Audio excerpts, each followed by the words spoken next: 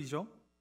에훗이 죽으니 이스라엘 자손이 또 여호와의 목전에 악을 행하매 또 하나님의 눈앞에서 죄를 짓습니다. 오늘 본문을 보면 이스라엘의 죄의 결과로 크게 두 가지를 찾아볼 수 있습니다.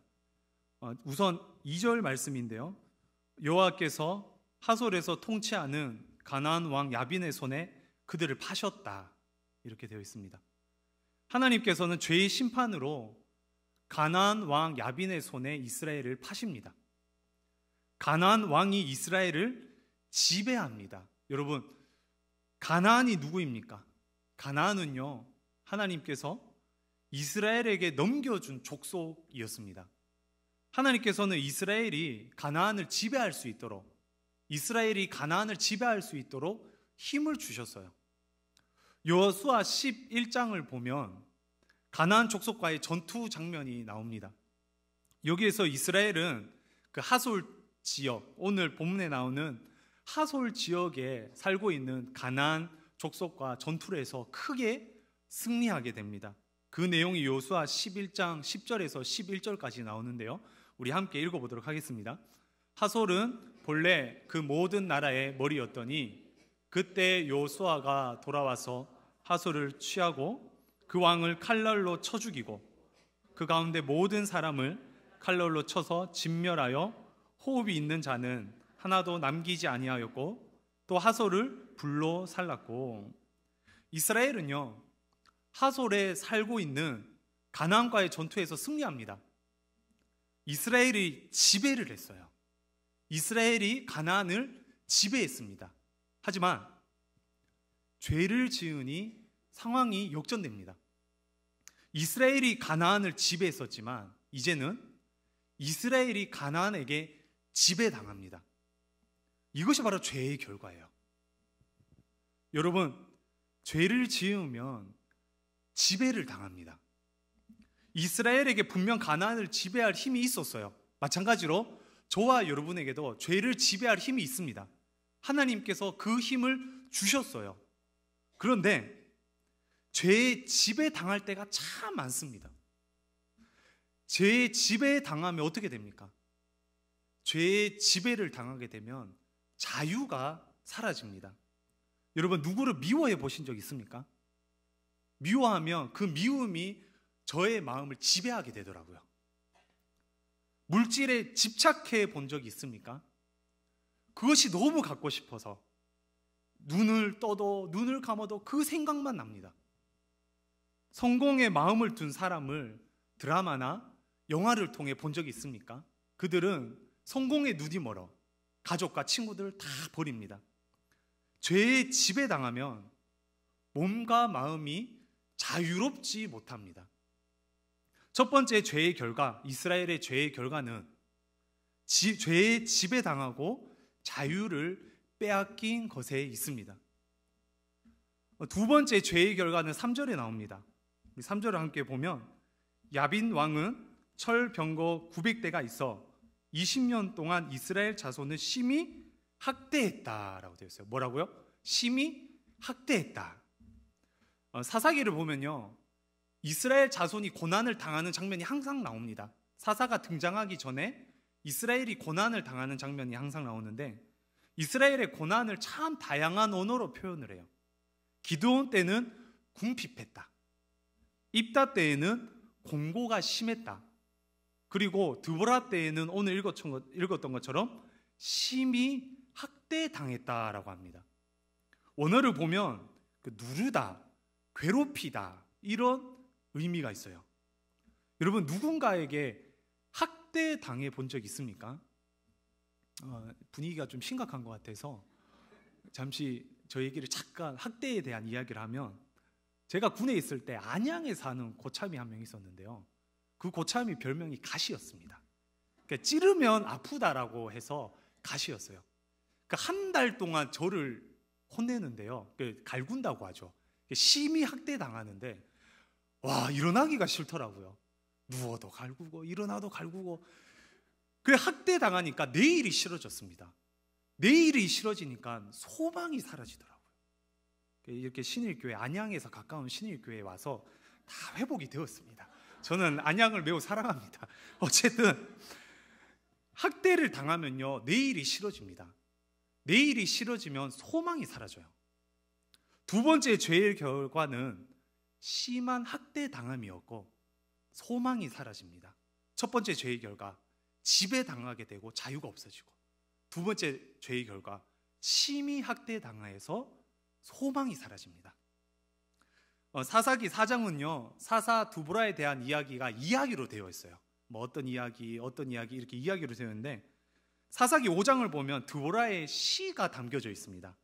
그러니까 유사한 내용을 다르게 표현했기 때문에 서로 도움을 줄 수 있어요. 두보라 시대의 지배와 학대에 대해서 사사기 5장에서는 이렇게 표현합니다. 6절 말씀인데요, 사사기 5장 6절 말씀 함께 읽어볼까요?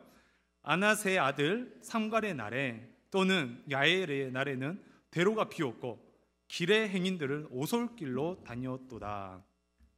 잘 닦아진 대로를 못 가고 오솔길, 즉 폭이 좁은 불편한 길로 이스라엘 백성들이 다녔습니다.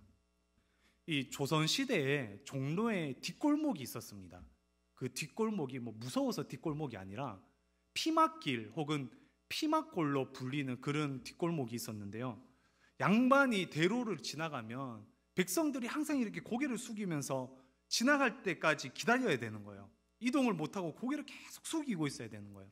그래서 백성들이 지나갈 수 있게 종로 뒷골목에 피막길 혹은 피막골이라고 불리면서 뒷골목이, 백성들이 다니는데 뒷골목이 참 발달이 되어 있었다고 해요. 백성들은 지배당하고 학대당했습니다. 마찬가지예요. 오늘 본문 두보라 시대에도 유사합니다. 대로를 지나가지 못합니다. 가나안 사람들만 지나갔겠죠.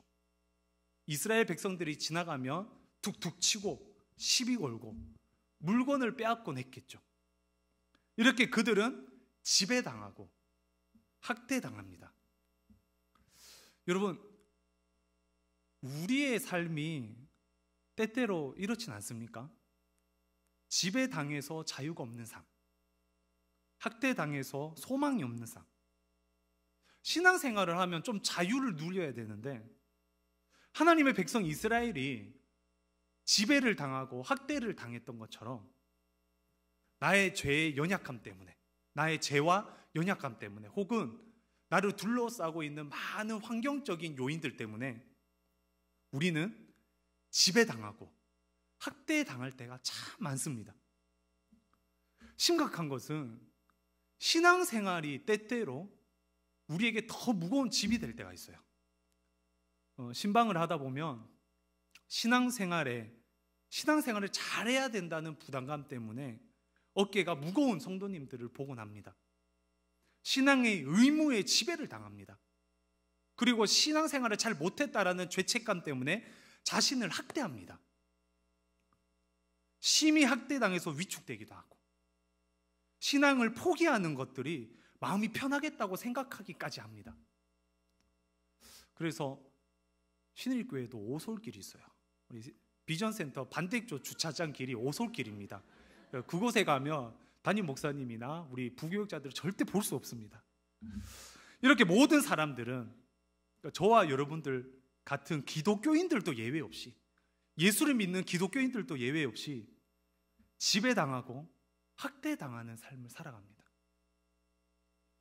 애굽의 최고 교육을 받고 이스라엘을 끝까지 인도했던, 그래서 산전수전 다 겪었던 최고의 지도자라고 불리는 모세.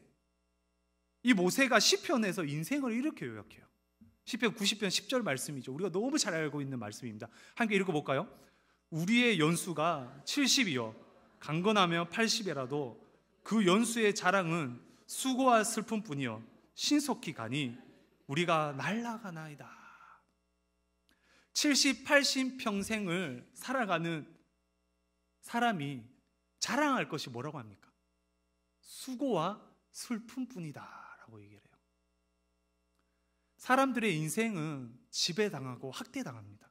그래서 모세의 고백처럼 연수가 아무리 많아져도 자랑할 것이 내가 얼마만큼 수고했는지, 내가 얼마만큼 슬픈 삶을 살았는지, 이것만을 자랑할 수 있다고 고백합니다. 여러분, 이 문제에 공감이 가시나요? 공감을 하셔야지 설교가 계속 진행이 됩니다. 어떤 일이나 사람 혹은 사건이 나의 생각을 지배할 때가 있어요. 어떤 환경이 나를 누르고 괴롭힐 때가 있습니다. 가정 환경, 자녀, 그리고 나라의 경제 환경들 때문에, 그것들 때문에 우리의 수고와 슬픔이 끊이지가 않아요. 만약 이러한 삶을 살고 있다면, 저와 여러분의 3일 동안의 삶이 수고와 슬픔뿐인 지배와 학대당하는 그런 삶이었다면 이 문제를 어떻게 해결해야 될까요? 지배당하고 학대당하는 수고와 슬픔뿐인 이런 인생을 하나님께서는 과연 어떤 방법으로 풀어나가실까요? 오늘 본문 속에서 그 답을 함께 찾아봅시다. 우리 4절 말씀인데요, 4절 말씀 함께 읽어보겠습니다. 그때 라피도세 아내 여선지자 드보라가 이스라엘의 사사가 되었는데, 저는 4절을 통해서 그 답을 찾았어요. 다시 한번 읽어볼까요? 그때 라피도세 아내 여선지자 드보라가 이스라엘의 사사가 되었는데, 4절을 보면 독특한 단어가 나옵니다. 뭘까요? 여선지자. 여자인 것은 매우 독특합니다. 이 당시 여자가 지도자가 된다는 것은 시대적으로 불가능한 일이었어요. 알다시피 여자는 인구로 계수하지도 않았습니다. 땅도 없었습니다. 유산도 받지 못했습니다. 보통 성경을 보면 자기를 소개할 때요, 누구의 아들, 누구의 아들 이렇게 많이 소개를 하잖아요. 그런데 오늘 본문을 보세요. 여자는 어떻게 소개합니까? 라피도세 아내, 누구의 아내라고 소개합니다. 여자는요, 철저하게 남자의 소속이었어요. 이런 상황에서 여사사가 세워진 것은 매우 독특한 사실입니다. 그런데 더 놀라운 사실이 숨어져 있어요. 드보라는 사사에 있으면서 뭐라고 합니까? 선지자라고 해요. 뭐라고요? 선지자. 여러분, 선지자가 뭐 하는 사람입니까? 말씀을 선포하는 사람이에요. 지금까지 사사는 다 군사적 지도자였습니다. 온니엘, 에훗, 삼갈, 군사적으로 이스라엘을 지도했어요. 앞으로 나오는 사사도 다 군사적 지도자입니다. 기드온, 돌라, 야일, 입다, 삼손, 군사적으로 이스라엘을 이끌었어요. 그런데 드보라는 달랐어요. 말씀으로 이스라엘을 이끕니다. 저는 사사 드보라의 말씀을 묵상하면서 드보라가 선지자였다는 사실이 새삼스럽게 저의 마음에 와닿았어요. 드보라는 지배당하고 학대당하던 이스라엘에 자유와 소망을 선포하는 말씀의 선지자였습니다. 죄에 지배당하는데, 여러 환경에 학대당하는데, 수고와 슬픔뿐이 우리의 삶의 현장을 하나님께서 해결하기 위해서 하셨던 방법, 다름 아닌 말씀이었습니다. 5절에 여선지자 사사 드보라가 했던 일이 나오는데요, 그는 에브라임 산지 라마와 베델 사이 드보라의 종려나무 아래에 거주하였고 이스라엘 자손은 그에게 나아가 재판을 받더라. 드보라는요, 이 종려나무 아래에서 이스라엘을 재판했습니다. 이스라엘 백성들은 지파를 초월하고 남녀노소 불문하고 그녀를 찾아갑니다. 이 재판이라는 히브리어를 보면 미시파트라고 해요. 이 말의 뜻이 공의, 율례, 법규 이런 뜻이 있습니다. 여선지자 사사 드보라가 했던 일이 하나님의 공의, 하나님의 율례, 하나님의 법규를 선포하는 일을 했던 거예요. 쉽게 말하면 이스라엘은 드보라를 찾아가서 이 하나님의 말씀을 들었습니다. 드보라의 종려나무에 찾아서 하나님의 말씀을 들었던 거예요. 드보라가 이스라엘 병력을 일으키는 장면, 우리가 함께 읽었던 장면이 6절에 이렇게 나오는데요, 함께 읽어볼까요? 드보라가 사람을 보내어 불러다가 그에게 이르되 이스라엘 하나님 여호와께서 이같이 명령하지 아니하셨느냐? 너는 납달리 자손과 스불론 자손 10,000명을 거느리고 다볼산으로 가라. 여러분, 드보라가 바락을 어떻게 세웁니까? 이스라엘의 하나님 여호와의 명령, 하나님 여호와의 명령으로 바락을 세웁니다. 다시 말해서 말씀으로 바락의 마음을 움직여요. 또한 납달리 스불론 자손 10,000명을 일으켰다고 합니다. 10,000명. 사사기 5장에는 납달리 스불론 자손들이 이 10,000명이 어떤 마음으로 전투에 참여했는지에 대해서 나오는데요, 5장 18절 말씀입니다. 스불론은 죽음은 무릅쓰고 목숨을 아끼지 아니한 백성이요, 납달리도 들의 높은 곳에서 그라도다. 드보라는 종려나무 아래에서 스불론과 납달리 자손들에게 하나님의 말씀을 선포했어요. 지파를 초월하고 남녀노소 불문하고 그에게 다가왔다고 했어요.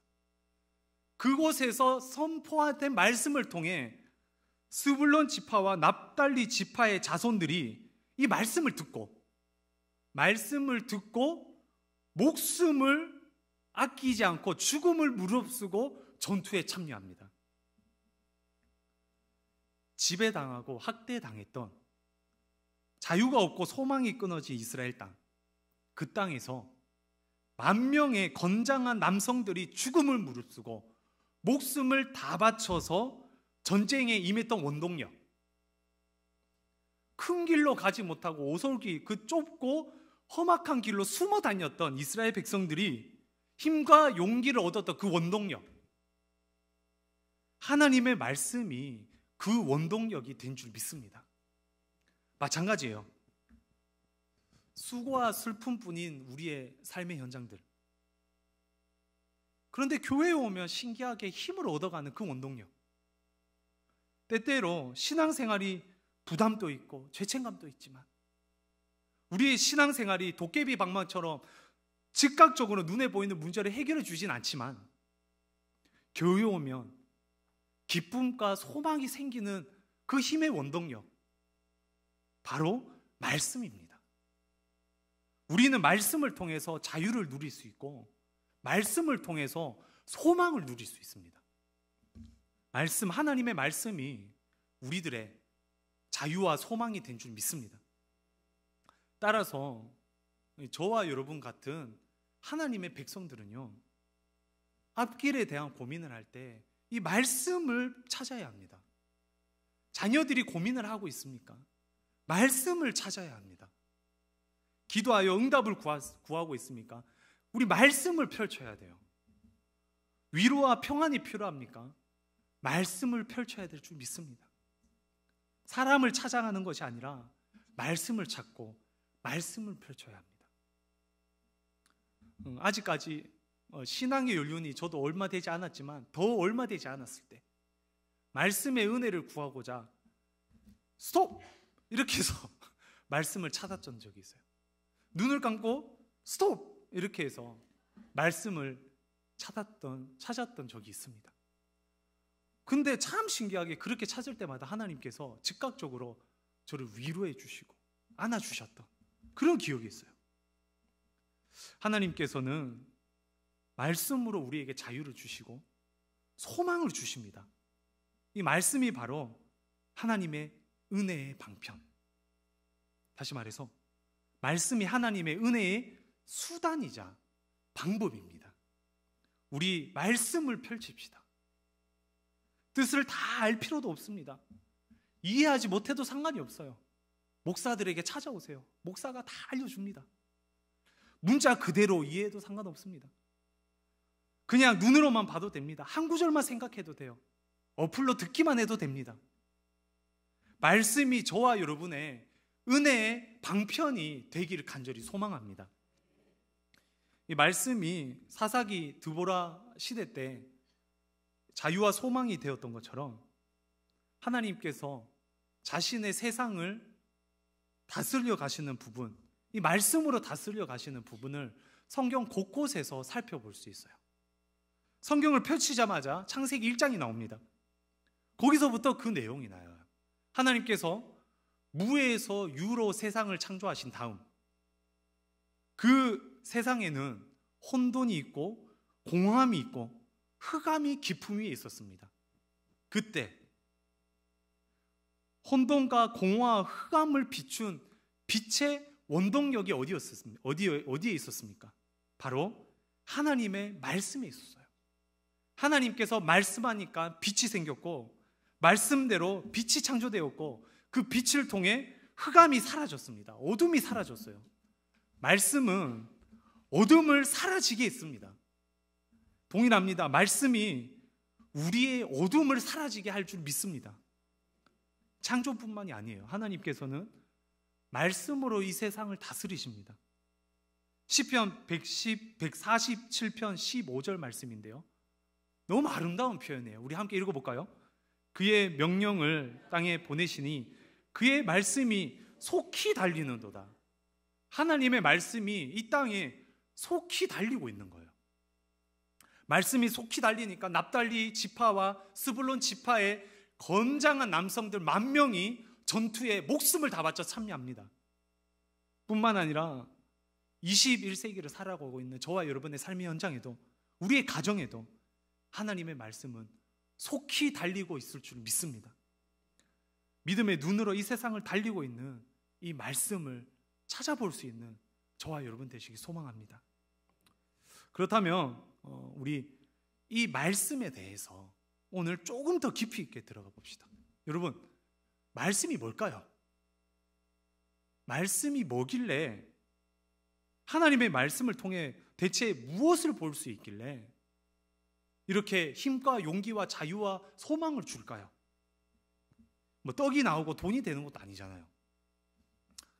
믿음의 가정의 이야기를 들으면 말씀을 보면 돈을 줍니다. 잠언 한 장에 100원, 좀 넉넉한 집안은 한 장에 1,000원을 주는 집도 있더라고요. 참 부럽습니다. 우리 열심히 읽을 텐데, 그죠? 그런데 저와 여러분이 말씀을 본다고 돈을 주는 것도 아니잖아요, 그죠? 말씀을 보면 대체 뭐가 나올까요? 그러니까 요한복음을 보면 창세기 1장의 창조 모티브를 가지고 요한 사도가 요한복음 1장을 씁니다. 요한복음 1장 1절입니다. 태초에 말씀이 계시니라. 이 말씀이 하나님과 함께 계셨으니 이 말씀은 곧 하나님이시니라. 요한 사도가 태초에 창조 때 이 말씀이 있었대요. 말씀. 이 말씀이 함께 있었는데 이 말씀이 누구라고 합니까? 바로 예수님이라고 하는 거예요. 예수님. 14절이죠. 말씀이 육신이 되어 우리 가운데 거하심에 우리가 그의 영광을 보니 아버지의 독생자의 영광이요 은혜와 진리가 충만하더라. 이 하나님의 말씀, 이 말씀이 눈에 보이게 가시적으로 나타났어요. 그게 누구라고요? 예수 그리스도. 이 말씀이 예수 그리스도를 가리키고 있고 이 말씀이 예수님이라는 거예요. 말씀이 결국 예수님을 향하고 있습니다. 히브리서 1장 1절 2절을 보면 말씀이 예수님을 향하고 있다는 것에 대해서 조금 더 구체적으로 나옵니다. 함께 읽어볼까요? 옛적에 선지자들을 통하여 여러 부분과 여러 모양으로 이 모든 날 마지막에는 아들을 통하여 우리에게 말씀하셨으니 이 아들을 만유의 산속자로 세우시고 또 그로 말미암아 모든 세계를 지으셨느니라. 아멘. 히브리서 기자가 얘기하는 게 뭡니까? 옛적에 선지자들을 통하여, 구약시대 때 선지자를 통하여 말씀하셨대요. 여선지자 사사 드보라처럼 선지자를 통하여 말씀하셨는데 마지막에는 아들을 통하여, 누구요? 아들 예수 그리스도. 예수 그리스도를 통하여 말씀을 하신다고 합니다. 지배당하고 학대당하던 인류에게 이 말씀이 향하고 있는 예수 그리스도, 이 예수 그리스도를 통하여 자유와 소망을 준다고 성경에서 말씀하고 있습니다. 따라서 저와 여러분은 이 말씀을 통해서 예수님을 봐야 합니다. 말씀을 통해 우리의 죄를 위하여 죽으시고 부활하신 예수님을 볼 때 죄에서 참 자유를 얻을 수 있습니다. 이 말씀을 통하여 재림하셔서 이 땅을 구원하시고 심판하실 예수님을 바라볼 때 영원한 소망을 가질 수 있습니다. 말씀을 통해 참 자유, 죄에서 참 자유를 얻고 말씀을 통해 예수님을 바라봐서 천국의 영원한 소망을 가지는 저와 여러분이 되시길 소망합니다. 자, 지금까지 설교를 정리해 봅시다. 이스라엘은 가나안에게 지배당하고 학대당했습니다. 지배당하고 학대당해서 자유와 소망이 없었어요. 그런 그들을 일으킨 것은 바로 말씀이었습니다. 힘도 아닌, 능력도 아닌 말씀. 이 말씀이 여선지자 사사 드보라를 통해 선포된 말씀이 그들을 일으켰어요. 이 말씀이 이스라엘 백성뿐만 아니라 저와 여러분들 동일하게 자유와 소망을 줄 믿습니다. 그러면 과연 하나님께서 말씀을 통해 무엇을 말하고 있을까요? 바로 예수 그리스도, 육체로 오신 예수 그리스도를 말씀하고 있어요. 우리는 말씀을 펼 때마다 예수 그리스도를 만나야 합니다. 그리고 말씀으로 만나는 예수 그리스도를 통해 참 자유를 얻어야 합니다. 영원한 소망을 가져야 돼요. 성경을 펴면 무엇을 기대합니까?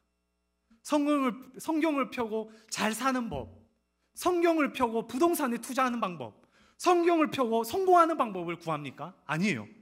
성경을 펴면 예수 그리스도를 찾는 거예요. 날 위하여 죽으시고 부활하신 예수님, 우리 주님을 통해 참 자유와 영원한 소망을 가질 수 있을 줄 믿습니다. 우리 다시 오늘 읽은 본문 사사기로 돌아갑시다. 여선지자 사사 드보라는 말씀으로 이스라엘 백성과 그리고 많은 지파들을 이렇게 세웁니다. 하나님의 말씀으로 바락을 세우고 하나님의 말씀으로 바락에게 명령합니다. 하지만 바락은 그 말씀에 즉각적으로 순종하지 못했어요. 아마 혼자 힘으로 가기에 두려웠던 것 같습니다. 우리 8절이죠. 8절 함께 읽어볼까요? 바락이 그에게 이르되 만일 당신이 나와 함께 가지 아니하면 나도 가지 아니하겠노라 하니, 바락은 말씀보다는 눈에 보이는 드보라가 필요했던 것 같습니다. 다른 지파 사람들은 어땠나요? 사사기 5장의 드보라의 노래를 보면 총 9지파가 나옵니다.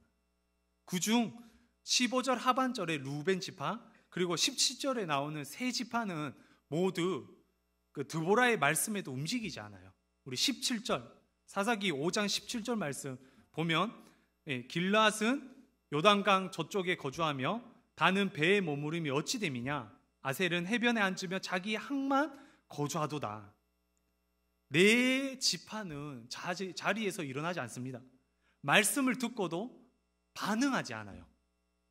꼼짝달싹하지 않습니다.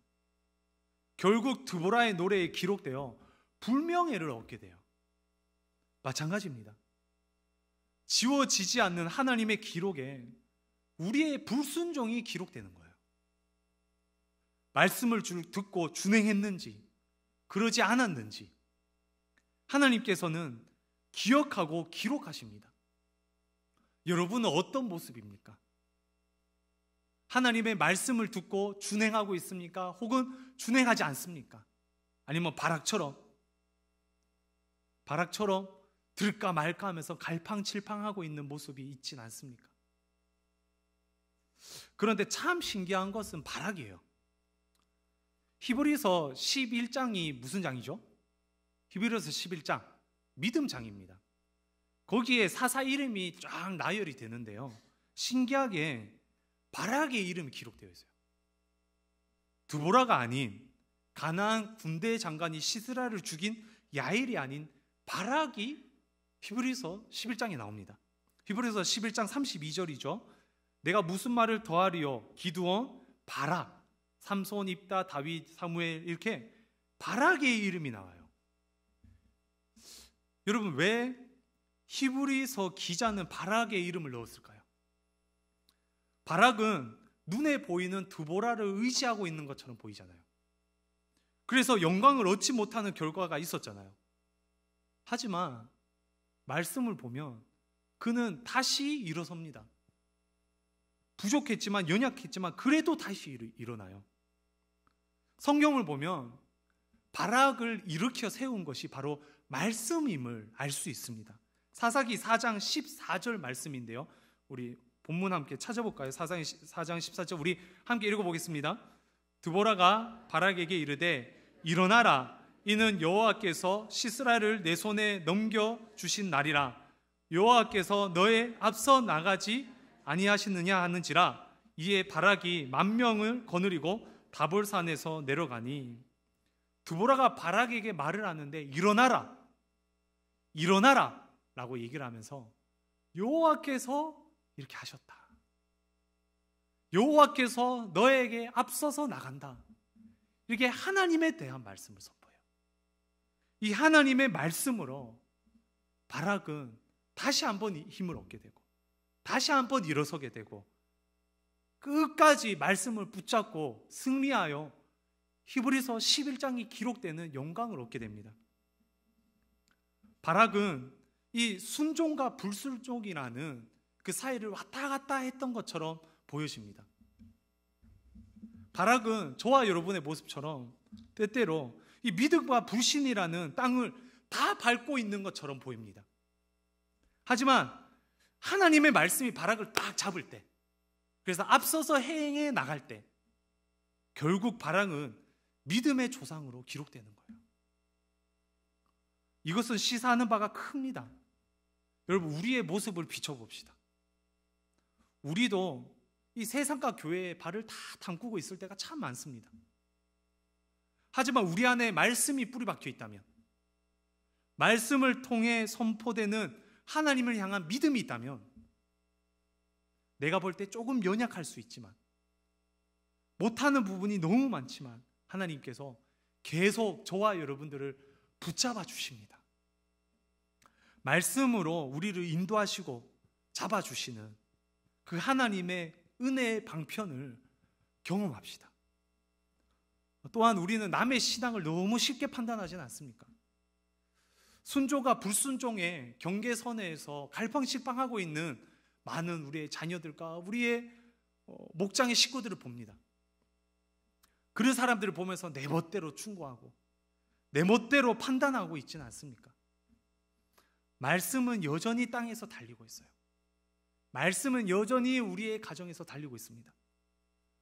우리의 생각대로 판단하고 충고하기 이전에 말씀을 통해 예수님을 바라볼 수 있도록 그렇게 기도해주고 축복해줄 수 있는 저와 여러분의 가정, 목장, 공동체 되길 간절히 소망합니다. 우리 설교를 마무리하도록 하겠습니다. 말씀을 통해 예수님을 봅시다. 말씀을 통해 예수님을 본다면 참 자유와 영원한 소망이 있습니다. 우리 말씀을 펼칩시다. 말씀을 찾읍시다. 이스라엘을 구원했던 드보라를 통해 선포되었던 말씀이 오늘날 저와 여러분들에게 말씀으로, 예수 그리스도를 향한 말씀으로 선포될 줄 믿습니다. 말씀으로 남은 한 주가 승리할 수 있는 저와 여러분들 되시길 간절히 소망합니다. 우리